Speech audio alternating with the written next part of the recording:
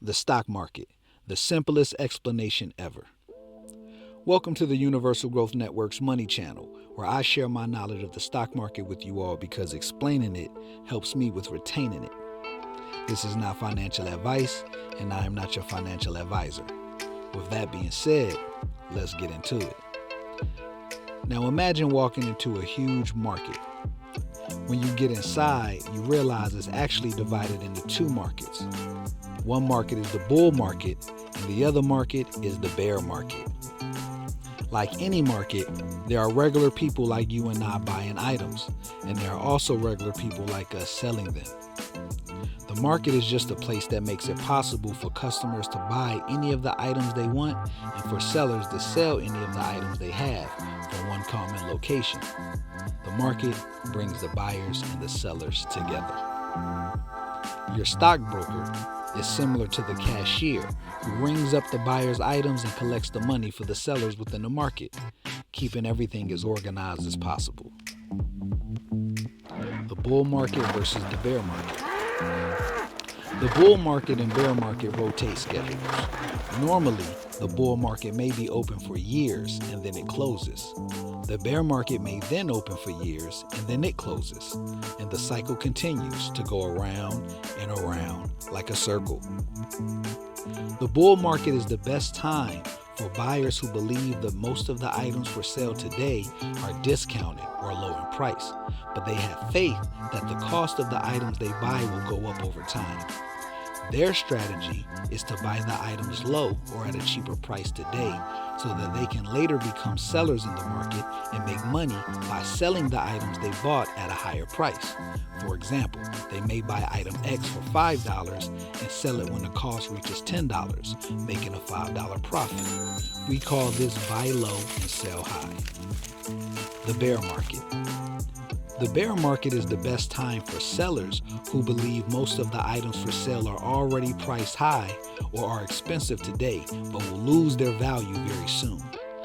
Their strategy is to sell the items at the high price and take their profits, then consider buying them back from new sellers when the price goes down.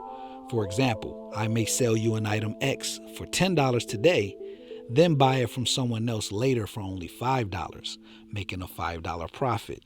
We call this selling high and buying low. Both markets can be tricky for new customers. The price movement goes up and down, around and around in both markets, so you have to look at the price history to really understand which market you are actually in. There's no signage that confirms things for newbies. In a bull market, buyers and sellers can often make a good deal, and buyers have opportunities to sell the items they bought for profit because prices tend to go up and up and up over a longer period of time.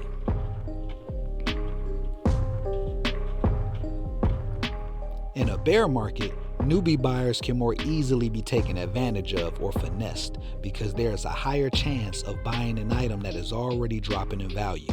The experienced market players call this buying a falling knife. When you believe the bull market is open, you are of the belief that most of the items will continue to raise their value and cost.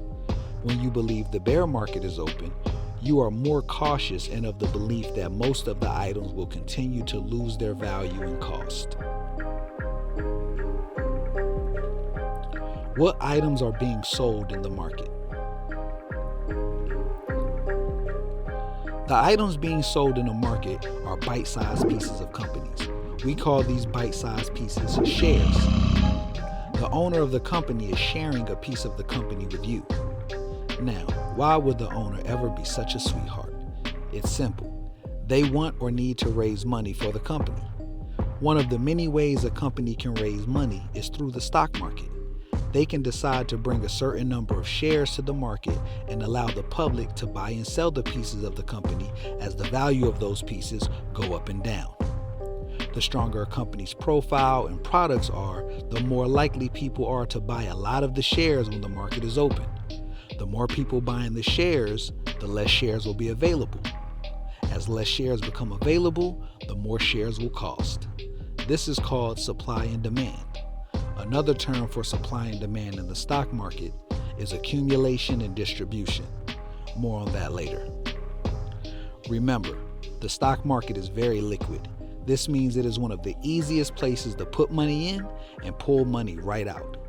There are so many people buying and selling each day that the stronger, more popular companies being bought and sold have enough transactions for people not to get stuck holding the items with no one to sell them to. The systems of the market are quite simple to use, but not easy to navigate. They are designed to confuse you. The most valuable asset you own isn't money. It's your ability to think clearly in a world designed to confuse you.